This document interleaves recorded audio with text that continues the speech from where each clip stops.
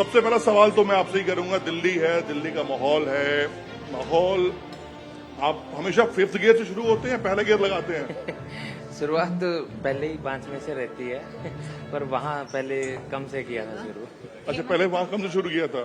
तो वो ट्रेलर दिखा था मैं, तो 2 शब्दों की जो कहानी आई थी, वो तो कोच ने मेरे को बोला था कि नहीं अभी फुल एक्टिव नहीं होना है। तब ये था, तब ये आलम था।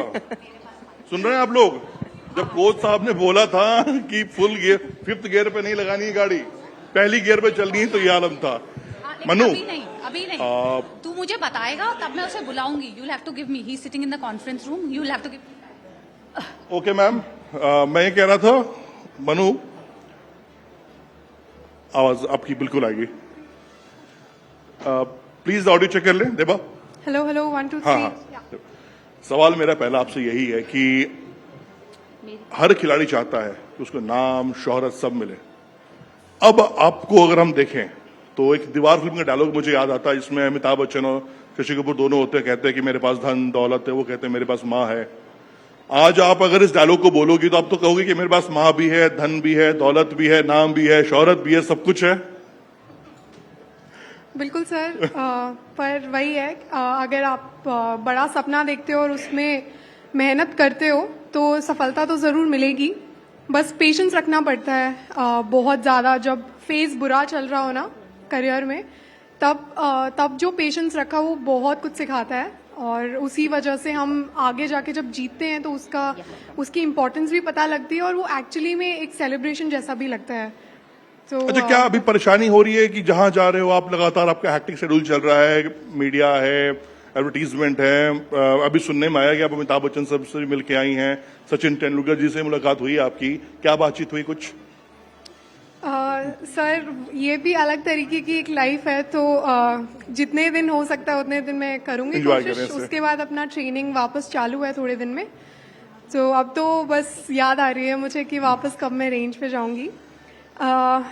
जो बच्चन सर से और तेंदुलकर सर से मैं मिली थी, तो मतलब हमने बचपन से ही उन सबको स्क्रीन पे देखा है, टीवी पे देखा है, एडवर्टाइजमेंट्स में देखा है, और हमेशा इतने इंटरव्यूज भी देखे हैं उन सबके, तो उनसे मिलना एक तरीके का इंस्पिरेशन ही होता अच्छा, है। वो डायलॉग क्या था प्लीज एक बार न्यूज 18 इंडिया पे दर्शकों के लिए, अमिताभ बच्चन के सामने अमिताभ बच्चन को आप उनकी डायलॉग सुना रही है, वो क्या था प्लीज एक बार? परंपरा, प्रतिष्ठा, अनुशासन हमारे इस गुरुकुल के 3 स्तंभ हैं, जिससे हम आपके आने वाला कल बता सकते हैं। वाह, परंपरा। अब मैं आगे जाना चाहूंगा।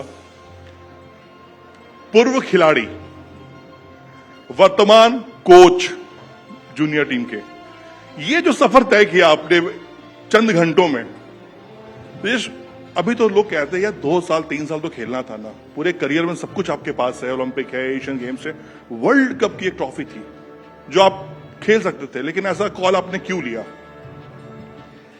नमस्ते। हमेशा ये बोलते हैं ना लोग कि सबको उसका एक टाइम होता है, there is a time for everything. तो मेरे कोच ने हमेशा मुझे ये चीज बोला था, जब आप छोड़ने के टाइम सब पूछना चाहिए why, it should not be why not, क्यों नहीं। वाह, तब लवली। तब जैसे आपको पता है कि ओलंपिक्स एक प्लेटफॉर्म है जहाँ पे पूरा दुनिया आता है, पूरा दुनिया देखता है, हर एक स्पोर्ट रहता है, और मैंने मेरे लाइफ का सबसे ज़्यादा टाइम, ऑलमोस्ट 20-24 ईयर्स मैंने हॉकी के लिए दिया। तो जब हॉकी से अलविदा कहने के टाइम ऐसे मन से होना चाहता था कि ओलंपिक जैसे, Asian games, Commonwealth, world cup, ये सब हाँ है बड़ा इवेंट्स, बट स्टिल हम लोग को लगता है कि वो नहीं है, बड़ा मन से हमेशा ओलंपिक्स ही आता है। इसलिए तो हमको इधर बुलाया क्यों, क्योंकि ओलंपिक्स का मेडल है हमारे पास।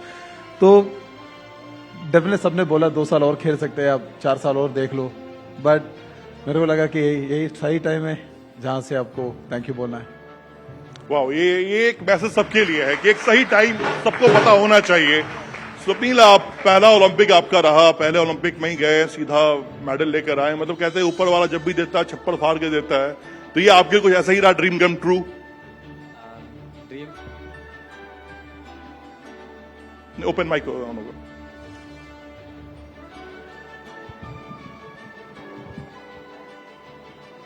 जैसे कि सर ड्रीम अलग है, गोल्ड मेडल लाना, उसके लिए तो गए थे बट वो नहीं मिला, लेकिन ब्रॉन्ज मिला। तो ऐसा है कि नेक्स्ट टाइम जितना भी हो कोशिश करके गोल्ड मेडल लाना है। ये ड्रीम कंप्लीट हुआ नहीं है अभी तक, उसके लिए जितना हो सके हार्ड वर्क करना है उसके लिए। तो अभी ऐसा कह सकते हैं ना, भगवान ने दिया है एक stage closer to that medal, ऐसा बोल के दिया है, तो और भी मेहनत करनी पड़ेगी उसके लिए। बिल्कुल, देखिए ब्रॉन्ज आ गया है, सपना भी साकार नहीं हुआ है क्योंकि उसका रंग बदलना है। पाजी आपसे मैं जरूर जानना चाहूंगा, क्योंकि आप मन्नू दोनों सेम इवेंट, मिक्स इवेंट में थे, ये खबर आई कि आप दोनों एक दूसरे को ज्यादा ही प्यार मोहब्बत करते हैं, टीज करते हैं, बहुत ज्यादा छेड़ते हैं एक दूसरे को ज्यादा। ये पढ़ा हो मैंने कहीं कि आप मन्नू को। नहीं, ऐसा तो कुछ भी नहीं है, बट जस्ट मतलब मजाक ज्यादा करते हैं एक दूसरे के साथ, एंड इतना ही है, ज्यादा तो कुछ है नहीं कि एक दूसरे की बेइज्जती कर दी, या बस इतना ही होता है। नहीं, बेइज्जती की तो करनी भी नहीं चाहिए।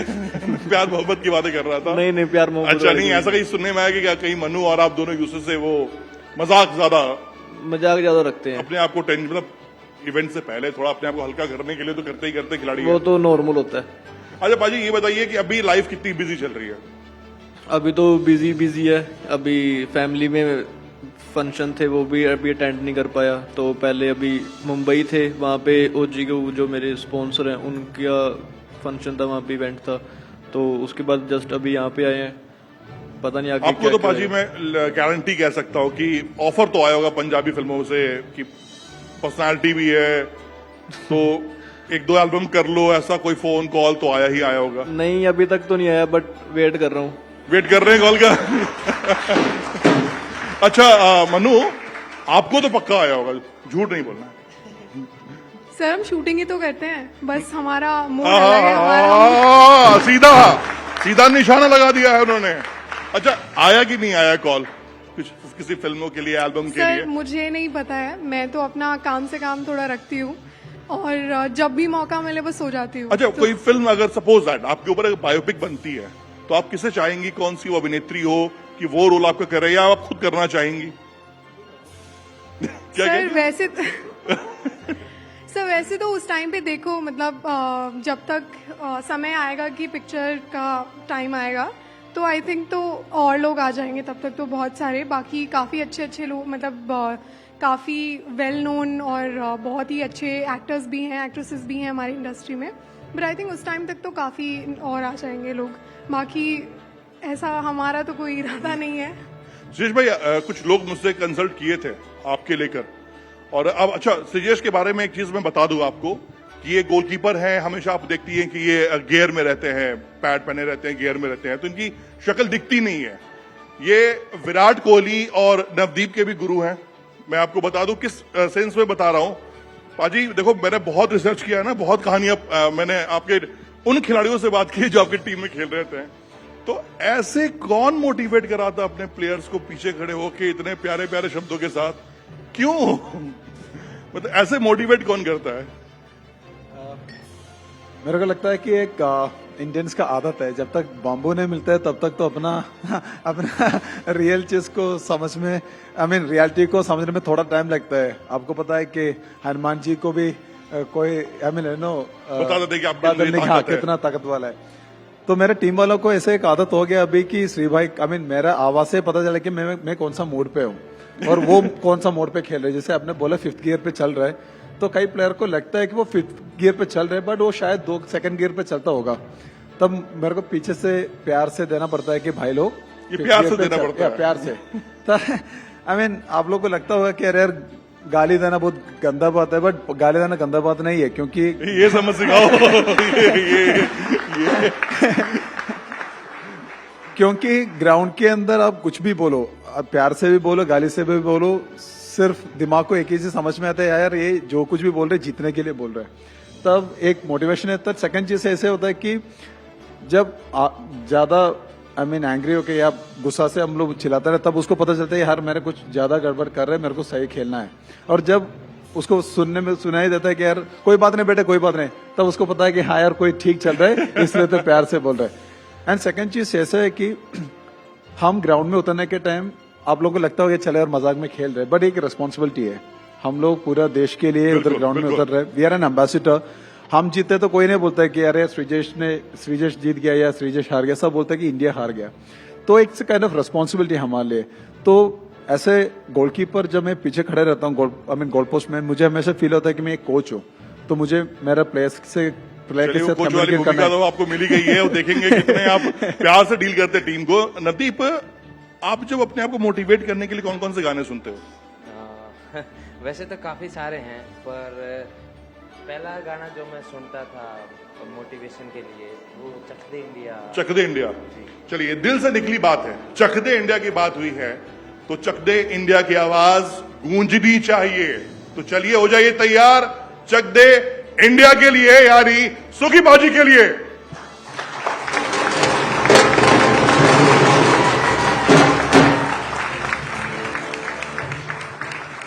सुखी बाजी इतनी शानदार तो हो, दमदार तो होनी चाहिए बाजी। एक बार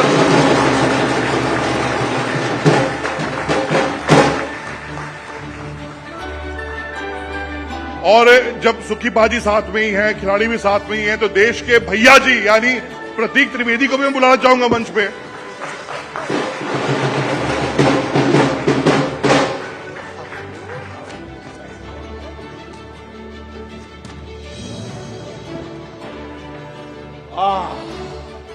और आपका तो जैसे मतलब मैं तो सोच रहा था कि वो गेंद आई, वो सेंटर फॉरवर्ड ने दी, लेफ्ट इन तक गई, लेफ्ट और वो गोल हो गया।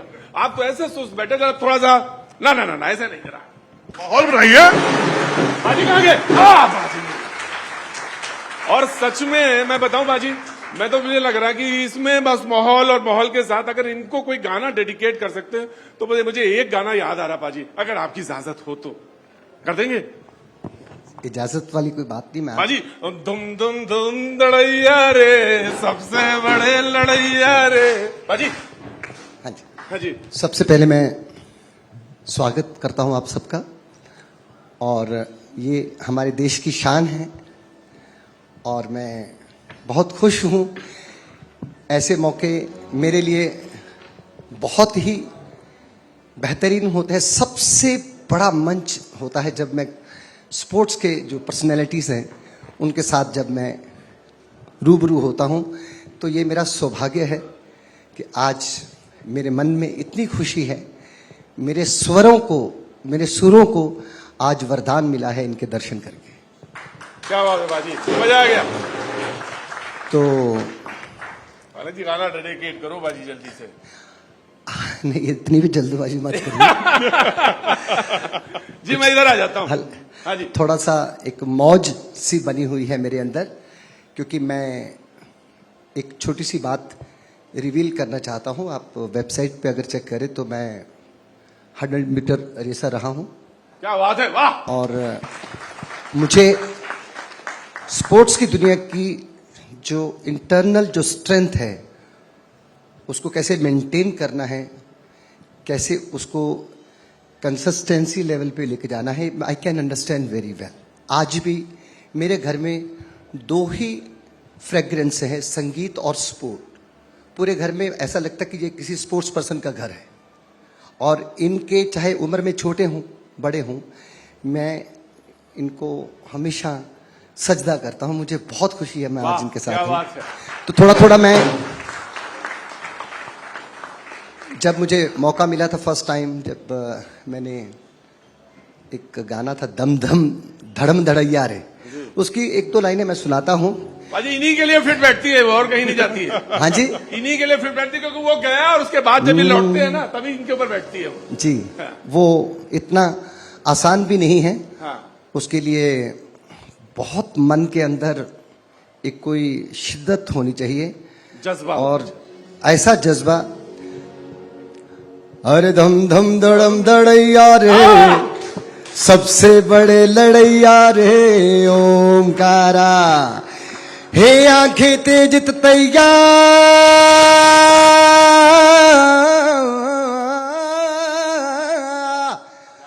अरे आंखें तेज तैया, दोनों जीभ सांप का फुनकारा, ओमकारा हे ओमकारा। अरे धम धम धड़म धड़ैया रे, सबसे बड़े लड़ैया रे ओमकारा, हे आंखें तेज तैया दोनों जीव साब का फुनकारा ओंकारा हे ओंकारा रे ओंकारा हुड़ हुड़ दबंग दबंग दबंग दबंग हुड़ हुड़ दबंग दबंग हुड़ हुड़ दबंग दबंग दबंग दबंग दबंग दबंग दबंग दबंग। आइए मेरे बाद इधर आइए। Thank you very much. इधर घूमते हैं। जय और जब तक आप नहीं खुलेंगे ये तमाशा खुलेगा नहीं, आपको खुलना पड़ेगा साहब। Thank you so much. आइए बाजी। बाजी कहते हैं, तशरीफ रखिए, कहते हैं कि किस्मत उसका साथ नहीं देती जिसके हाथ जेब में होते हैं। लेकिन वाह मेरे भाई, क्या बात है, हाथ जेब में भी होते हैं और किस्मत भी खूब अच्छा निशाना लगाती है। आपके हाथ अगर जेब में है तो कैसे किस्मत साथ देगी, लेकिन ये निशानेबाज गजब के हैं। हाथ, एक हाथ इधर और उसके बाद ठीक निशाने पे, गजब चीजें। मैं चीजें देख रहा था, हॉकी में थोड़ा बहुत जानता हूं, ज्यादा नहीं, खेल तो कभी नहीं पाया, लेकिन मैं चीजें देख रहा था। एक चीज आपके बारे में ये है, और बड़ी खूबी, पहले तो वॉलीबॉल खेल रहे थे बचपन में, उससे पहले कुछ और खेला, फिर एकदम से हॉकी की तरफ, तो ये कैसे? सर आपको पता है कि वॉलीबॉल फुटबॉल ये सब खेलना, मैं केरला से हूँ बेसिकली, तो हमारा खून में है ये दोनों गेम, और एथलेटिक्स डेफिनेटली। तो मैंने पहले शॉर्ट पुटर था, वहाँ से जीवराजा स्पोर्ट्स स्कूल में ज्वाइन किया। जीवराजा स्पोर्ट्स स्कूल में जाते वॉलीबॉल ट्राई किया, फुटबॉल ट्राई किया, क्योंकि एथलेटिक्स थोड़ा मेहनती वाला काम है, आपको पता है कि भाई को पता है, मैं ये लोग को देखते रहता हूँ, भागना पड़ता है आपको, वेट ट्रेनिंग करना पड़ता है आपको, डाइट फॉलो करना पड़ता है आपको, बहुत कुछ करना पड़ता है। वॉलीबॉल के लिए आपको हाइट चाहिए, फुटबॉल के लिए आपको पता है बहुत भीड़ के अंदर घुस के मेडल जीतना बहुत मुश्किल हो जाता है। तब हॉकी ऐसे गेम था, केरला में इतना पॉपुलर नहीं है, तो और टीम में आने के लिए भी इजी है, और स्पेशली गोलकीपर, आपको भागने का भी जरूरत नहीं है, अब एक जगह पे खड़े रहो, बस काफी है। मतलब मेरी पीढ़ी ने शीजेश शंकर लक्ष्मण को नहीं देखा। 1956 gold, 60 gold and then 64 silver, हमने नहीं देखा, लेकिन वो कैप्टन भी रहे, गोलकीपर एज ए कैप्टन। लेकिन हॉकी को जो लोग समझते हैं इस देश में, पूरी दुनिया में, वो शंकर लक्ष्मण को जानते हैं एज ए गोलकीपर। लेकिन आपने तो नक्शा ही पलट दिया, पूरी दुनिया जान गई कि ओए होए ये मतलब कैसा शख्स खड़ा रहता है, प्रतीक अगर भाई, ये खड़ा है तो फिर गोल तो नहीं होना है। राहुल द्रविड़ को अगर कहते हैं ना क्रिकेट की दीवार, तो श्रीजेश भाई हॉकी की दीवार है जी। इसमें कहीं मतलब टोक्यो ओलंपिक ब्रॉन्ज मेडल क्यों मिला, कैसे मिला, आप सभी से मैं कहूंगा कि आप जाओ मैच देखो, ये चेहरा नजर आएगा। और हम पेरिस ओलंपिक की बात करें, फिर से ब्रॉन्ज मेडल मिला, ये चेहरा नजर आएगा। यानी 10 साल इस इंसान ने वो ताकत लगाई है ना, हॉकी खेलना ना 70 मिनट, शाहरुख भाई का डायलॉग अलग है, लेकिन 70 मिनट खेलना, अमृत सैल्यूट। मैंने एक गाना तो उनको उधर करवा दिया, क्योंकि मैं उनके पास आ रहा हूं, वो सबसे बड़े धुरंधर हैं, वो मैं उन्हीं के पास आऊंगा। लेकिन पाजी, अगर मनु ने देखा हमारी तरफ है, आप ही की तरफ देख रही हैं, आप पता नहीं कहां देख रहे हैं। मैं उनके कदमों को देख रहा हूं। अरे अच्छा, एक आर्टिस्ट को जानता है।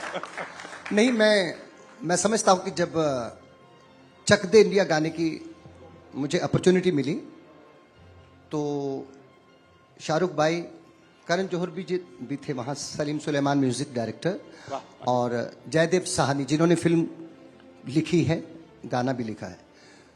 तो मैंने उनको कहा था कि आप सिर्फ एक 10 मिनट के लिए एक विजन देखते हैं। तो उन्होंने कहा कौन सा विजन? तो मैंने कहा कि जो जर्मन में जो मैच हुआ था उस वक्त इंग्लैंड के खिलाफ ध्यानचंद और सरदारा सिंह खेल रहे थे। तो उस वक्त जो उनके ऊपर एक ब्लेम आया था कि आपकी हॉकी में मैग्नेट है, तो अपनी दोनों हॉकी उन्होंने इंग्लैंड के प्लेयर को दे दी और उनकी स्टिक जो खुद ले ली। उसके बाद अकॉर्डिंग टू द इंफॉर्मेशन उन्होंने 13 गोल किए। तो ये मैंने कहा ये चक दे इंडिया है, इसके लिए इसकी तैयारी करते हैं। उसको हमने 2, 3, 4, 5 बार देखा, तो मैंने कहा अब इसे मैं जाके घर पे फिर दोबारा देखता हूं, आप भी इत्मीनान से देखिए, और इसको गाने को कल रिकॉर्ड करते हैं। और फिर वो जब मैं चक दे इंडिया गा रहा था तो वो सुखविंदर सिंह नहीं गा रहा था, वो मेरी आवाज नहीं थी, वो मेरे उन खूबसूरत चेहरों का चेहरा था मेरी आवाज में, जो शिद्दत के साथ मैदान में भारत माता की जय बोल के उतरते हैं। क्या बात है बाजी, वाह। तो मेरे को किसी के बारे में किसी ने कहा था, जिनमें हमारे बहुत ही अच्छे बेहतरीन प्लेयर हैं, कहते यार सचिन तेंदुलकर के साथ मैं बैठा था, ये तो बोलता ही नहीं, ये सब बात ही नहीं, इतना शाय। मैं कहा इसका बल्ला बोलता है। तो खिलाड़ियों में भी मन शांत होता है। तो चक दे इंडिया आप सबको मैं डेडिकेट करता हूं। इसके देखिए शब्द एक एक जो है वो मैदान में ही जो आप करते हो उसी के साथ जुड़ते हैं। कुछ करिए कुछ करिए, नस नस मेरी खोले, अब कुछ करिए कुछ करिए, बस बस बड़ा बोले, कोई तो चल जिद फड़िए, डूबे तरिए या मरिए, चक दे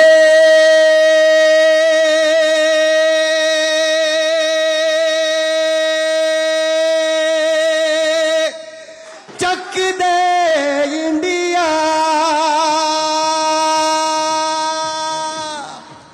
कुछ करिए, नस नस मेरी खोल ले, अब कुछ करिए कुछ करिए कुछ करिए, बस बस बड़ा बोले, अब कुछ करिए, कोई तो चल जिद फड़िए, डूबे तरिए या मरिए, कोई तो चल जिद फड़िए, डूबे तरिए वहां मरिए, एवरीबॉडी चक दे इंडिया, चक दे इंडिया, चक दे इंडिया, चक दे इंडिया। बाजी इसी बहाने मूड बन गया बाजी, कलाकार खुल जाए और मैदान में खिलाड़ी खुल जाए, रोकना बड़ा मुश्किल होता है। नहीं, खिलाड़ी नहीं खुलना चाहिए। नहीं, खिलाड़ी ना, ये तो भाई नहीं। मैंने खिलाड़ी पहचान लिया अपना, जाने नहीं दूंगा। पर बाजी ने भी कहा कि हौले हौले से हवा चलती है। अभी मेरा थोड़ा मोटिवेशनल मूड बना हुआ है। अच्छा बाजी, हाँ, जैसे चेंज हो जाए ना बाजी बता देना फिर। नहीं, मैं थोड़ी देर के बाद मनु की तरफ चले आएंगे, पर आप अपना मूड ना चेंज करना। वो क्योंकि मैंने जो पहले बात कही थी 100 मीटर रेस की, जो ये मैंने कोई अपनी पर्सनैलिटी को बढ़ाने के लिए या माइलेज के लिए कोई बात ऑडिशन नहीं की। मैंने शाम को 8 बजे से सुबह 6:30 बजे तक प्रैक्टिसेस की हुई हैं। मुझे मालूम है कैसे मन को शांत करना पड़ता है, कैसे मन के अंदर अग्रेशन को मारना पड़ता है, बॉडी में गति होनी चाहिए। आज एक बड़ी अच्छी बेहतरीन बात आपको बताता हूं, जो हमारे कोचेस थे मिनहास, उन्होंने बताई थी कि एक अच्छे प्लेयर की निशानी ये होती है कि उसका जब पूरे फॉर्म में खेल रहा होता है, आप उनका बीपीएम चेक कीजिए, वो नॉर्मल होता है, क्योंकि मन शांत होता है, शरीर में गति होती है। मेरे को आज भी किसी ने बोला, कहता तू दौड़ता है। अब तो मैं I am not in category of ground में खेलना, तो कहते आप रुकते ही नहीं हूं। मैंने कहा ये मेरे को वरदान, मेरी आवाज में भी जो मुझे वरदान मिला है, ये स्पोर्ट से ही मिला है मुझे। मैं कई ऐसे मैदान हैं जहां पे सुखविंदर सिंह के नाते नहीं जाता, चुपके से जाता हूं। कई बार तो मैंने रिक्वेस्ट करके भी नुक्कड़ पे जाके बैठता हूं और इनको निहारता हूं, इनको देखता हूं, इनके दीदार करता हूं। वाह वाह, तो क्या बात है, हमें भी वंडरफुल। गाने में भी पहलवानी करनी पड़ती है, कभी कभी एंकर भारी पड़ जाता है सिंगर पे तो वो वहां भी मुझे मालूम है ट्रांजिशन लेना पड़ता है। ट्रांजिशन मुझे मालूम है कि आने होता है, पर बाजी मैं क्या बताऊं ना, जब इन लोगों को देखता हूं ना, मैं जब इनको देख रहा था, मेरे इतने शांत चित चुपचाप बैठे थे, एंकर ने एक सवाल पूछा, इन्होंने कहा हाँ, फिर इनसे एक लव का सवाल पूछा। अरे मैं होता तो इनसे सीधे सीधे बोलता, अरे इतना वक्त मिल जाता है कि लव अब किस तरफ देख लें। अजी क्या बात है, माइक उठाओ बाजी, खड़े हो जरा बाजी। क्या सुंदर मुस्कुरा बाजी, आई लव यू बोलो ना बाजी। अरे देखो, जिसको जो आता है ना वो उसका माहिर है, इनको मालूम है निशाना कैसे लगता। ये देखिए जेब में हाथ रहता है। कोई बात नहीं, स्टाइल है। अजी कुछ बोलो, जब मन हो तो सुखिंदर जी से आए हुए हैं, कोई ऐसा चीज हो, याद आता हो, मन करता हो, ये इंस्पिरेशन तो नहीं, साक्षात इंस्पिरेशन। चलिए एक आप मेरे साथ 2 लाइन भले गा के नहीं शेयर करिएगा। ये निशानेबाजी के ऊपर हाँ। और देशभक्ति दोनों का कॉम्बिनेशन देखिए। नादारा निशाने पे जो रहते हैं निशाने से नहीं डरते, निशाने पे जो रहते हैं।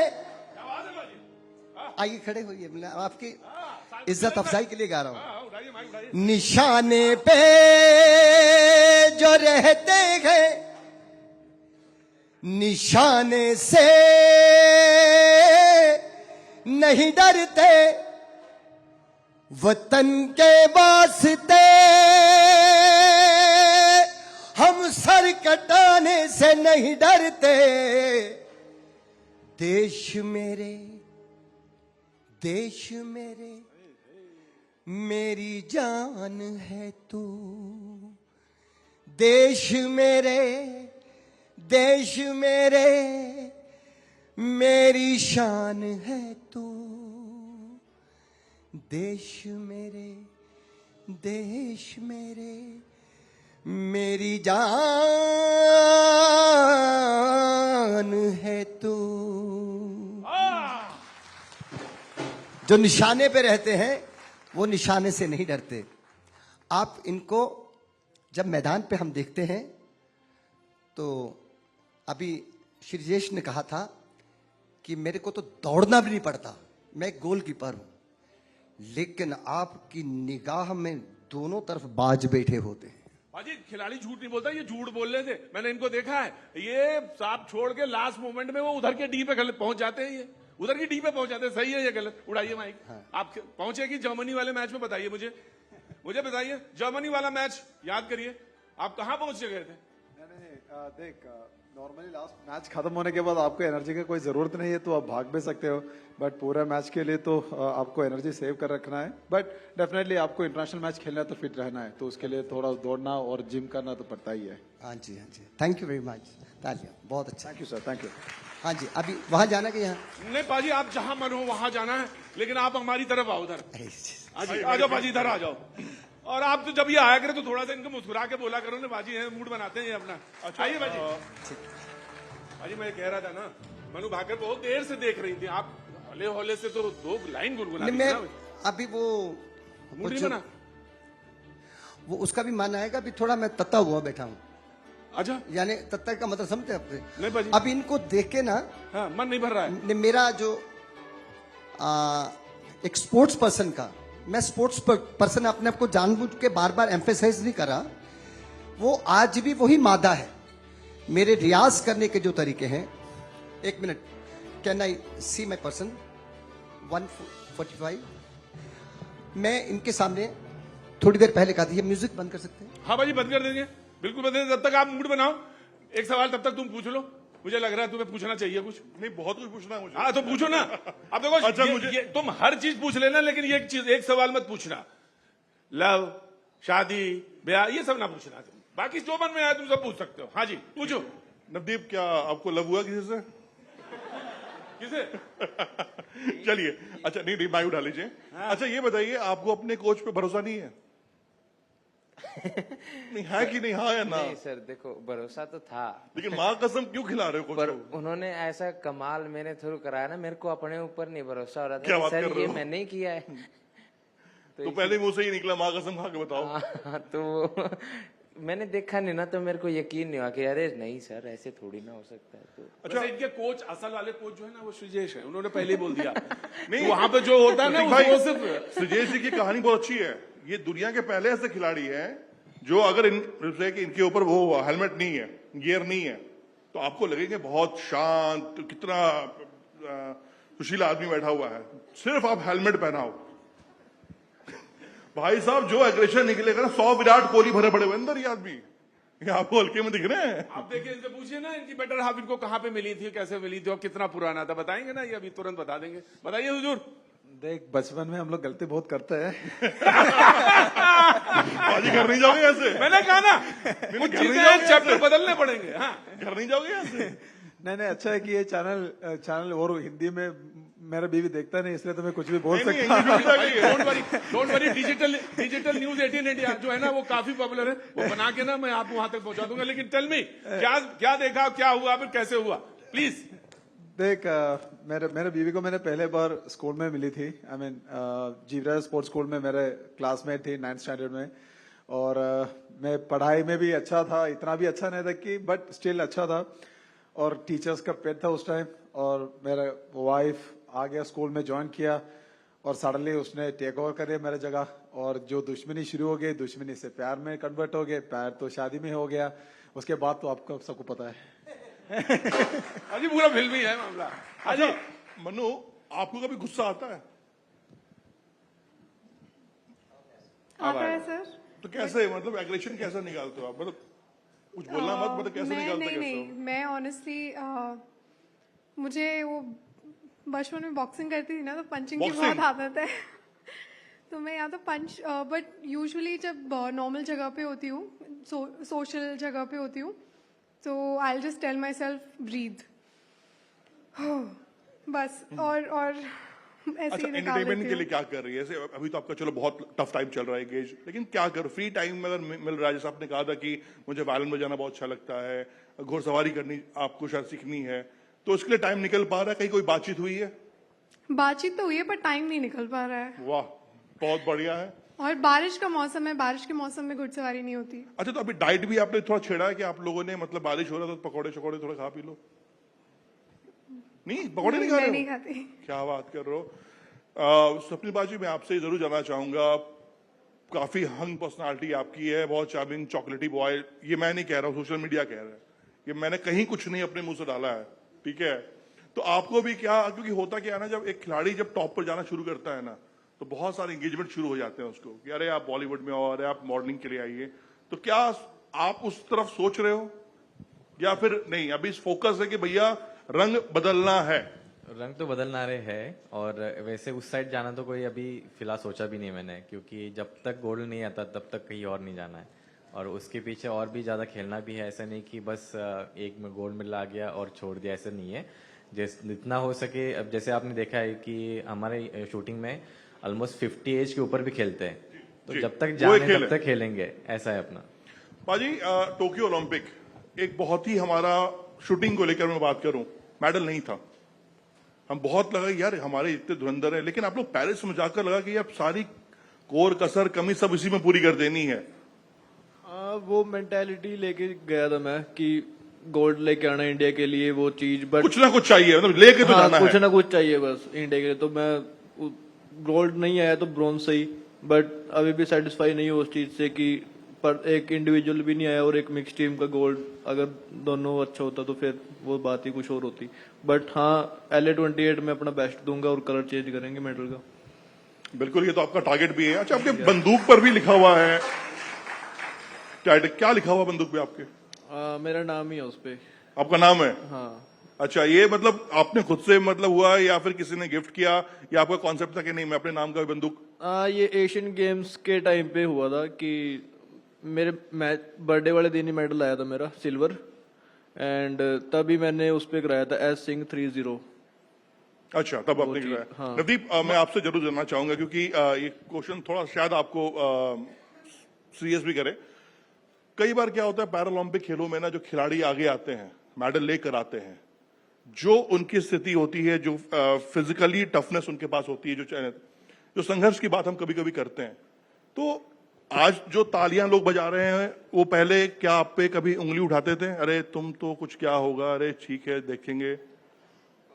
काफी शुरुआती टाइम था, शुरुआत में ऐसा था। आपके साथ हुआ कभी? सर होता है सर, होता है सर। इसका असर नहीं पड़ता आपको?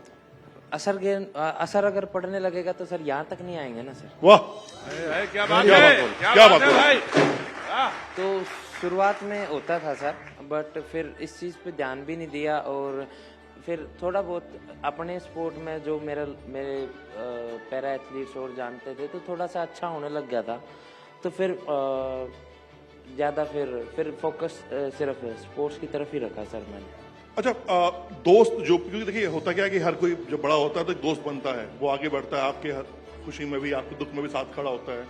वो कौन लोग थे जो आपको यहाँ तक लेकर आए हैं? सर काफ़ी हैं, क्योंकि किसी एक का नाम लूँगा तो कब बाकी सब बुरा मान जाएंगे, पर दोस्त, फैमिली, कोच और स्पोर्टिंग स्टाफ सबके साथ से ही मैं यहाँ आया। अच्छा, टोक्यो में जब आप नंबर 4 पर आए थे तो उसके बाद ये लगा था कि क्या यार मैं इतनी मेहनत कर रहा हूँ, रिजल्ट नहीं आ रहा है?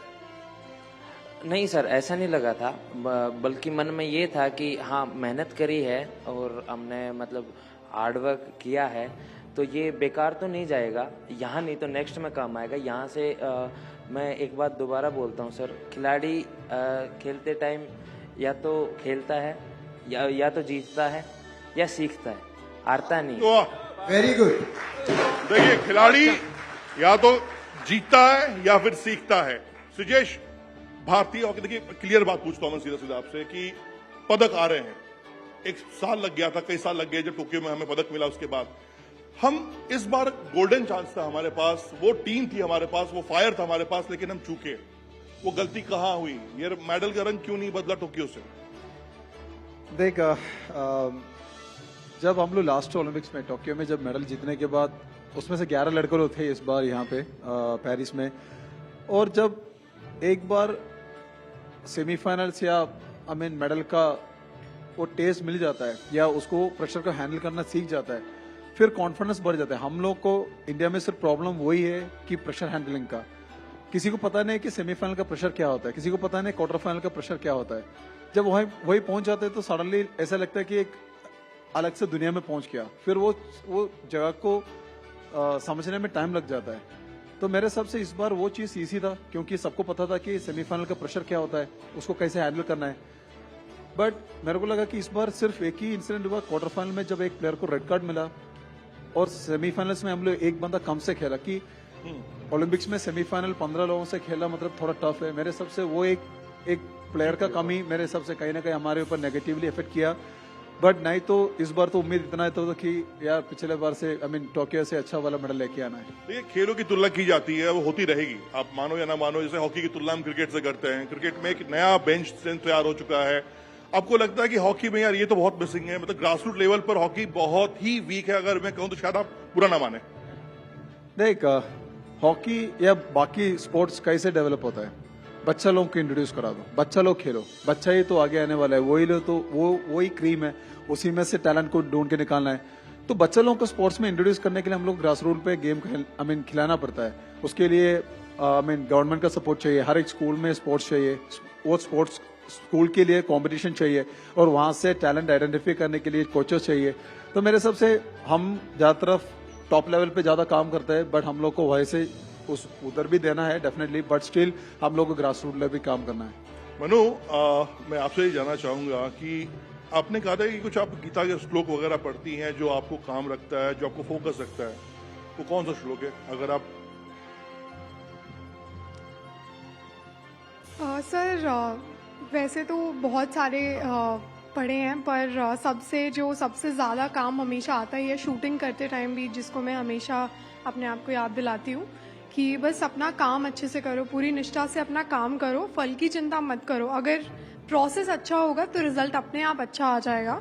तो बस मैं वही जब मैं शूट कर रही होती हूँ तब भी मैं अपने आप को वही याद दिलाती हूँ कि काम ढंग से करो, अच्छे से करो, पूरी एनर्जी काम पे लगाओ, फिर रिजल्ट जो भी आए उसको एक्सेप्ट करो। अच्छा, आप ये भी सुनने में आता है कि आप गाने भी गुनगुनाती हैं, तो 2 लाइन अगर आप गुनगुनाएं, मतलब आप पाजी को डेडिकेट करे वो गाना अगर 2 लाइन, तो कौन सा गाना है जो मनु को बहुत पसंद है? मनु दो लाइन तो गुनगुना सकती है। सर मैं गाना तो नहीं गाती हूँ। आवाज तो बहुत अच्छी आपकी है।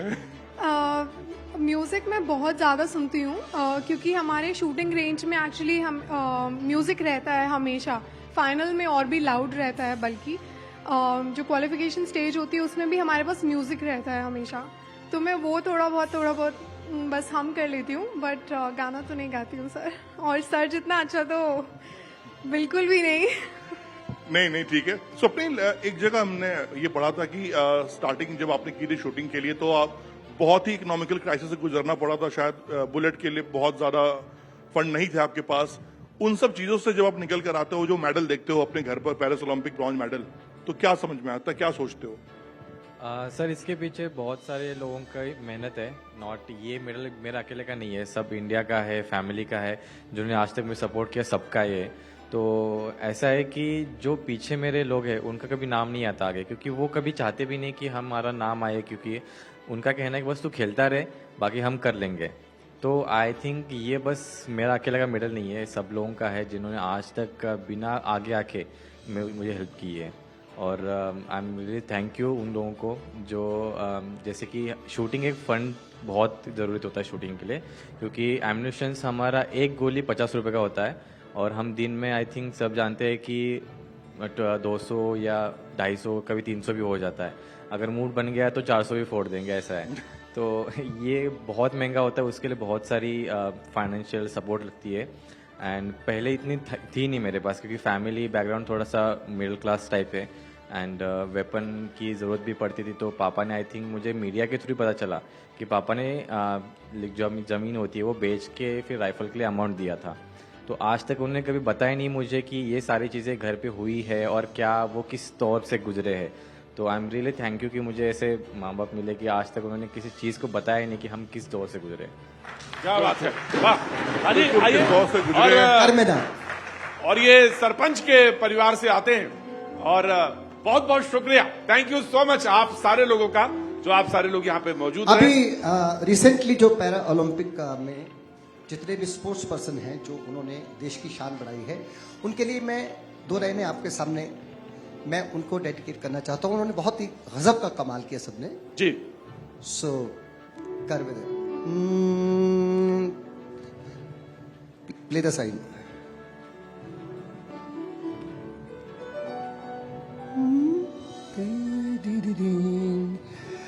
घायल परिंदा है तू, दिखला दे जिंदा है तू, बाकी है तुझ में हौसला, रूठी तकदीरें तो क्या, टूटी शमशीरें तो क्या, टूटी शमशीरों से ही हो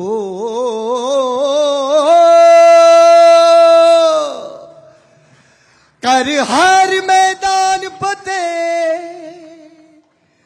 कर हर मैदान फतेह, कर हर मैदान फतेह बंदिया, हर मैदान फतेह। तो उन खिलाड़ियों को भी मैं बहुत तहे दिल से बधाई देता हूं, और बड़ा अच्छा लगा।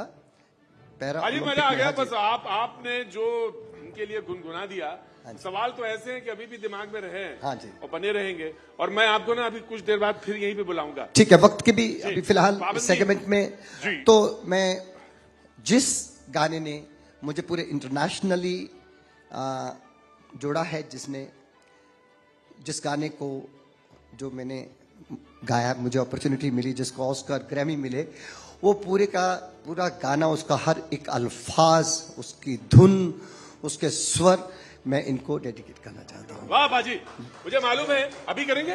राइट वे, अभी आप भी।